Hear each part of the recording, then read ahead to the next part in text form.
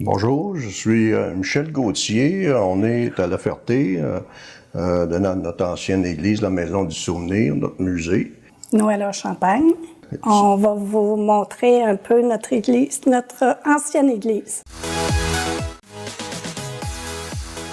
D'où est venue l'idée d'un musée? Ouais, l'idée du musée est venue en 2006. On a fait l'acquisition de l'église avec le club de loisirs, les citoyens. On a décidé de racheter l'église pour pas la faire démolir. À partir de là, il fallait donner une nouvelle vocation à l'église. Fait qu'on a donné une vocation culturelle.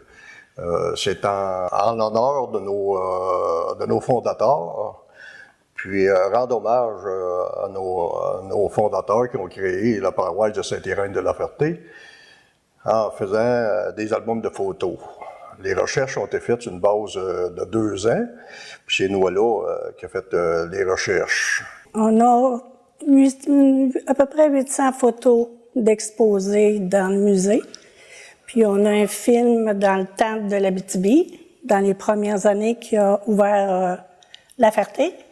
Puis on a gardé pratiquement tous les accessoires de l'église qu'on avait. Vous avez sûrement une équipe. Pouvez-vous nous dire qui la compose? Le propriétaire de notre musée, c'est le club de loisirs de La Ferté, qui est composé de Michel Gauthier, président, moi, secrétaire trésorier, puis on a des directeurs, Joanne Lampron, Stéphane Roussel, Annie Gauthier, puis Claude Godbout, qui forment le comité.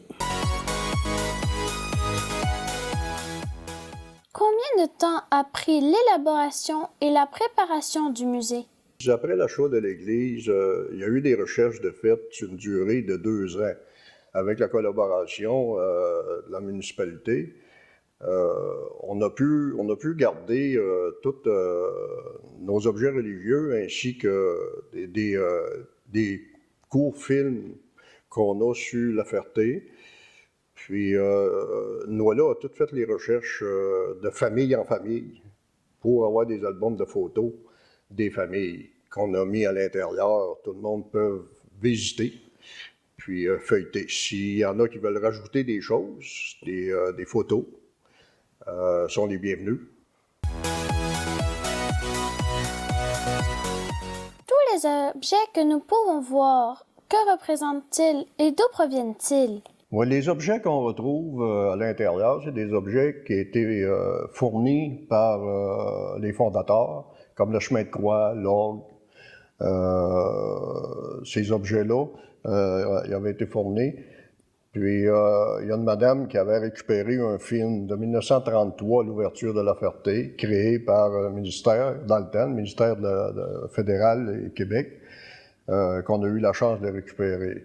Puis, on prend les objets de La Ferté pour créer notre musée, parce que c'est en l'honneur de nos fondateurs. Tous les albums de photos, c'est du monde qui ont résidé à La Ferté avec leur famille. Depuis quand avez-vous ouvert les portes? On a ouvert le musée en 2009 parce qu'en même temps, c'était le 75e de la paroisse.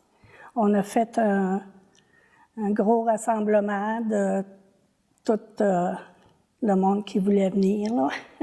Puis c'est ça, c'est en 2009 qu'on a fait le 75e en même temps.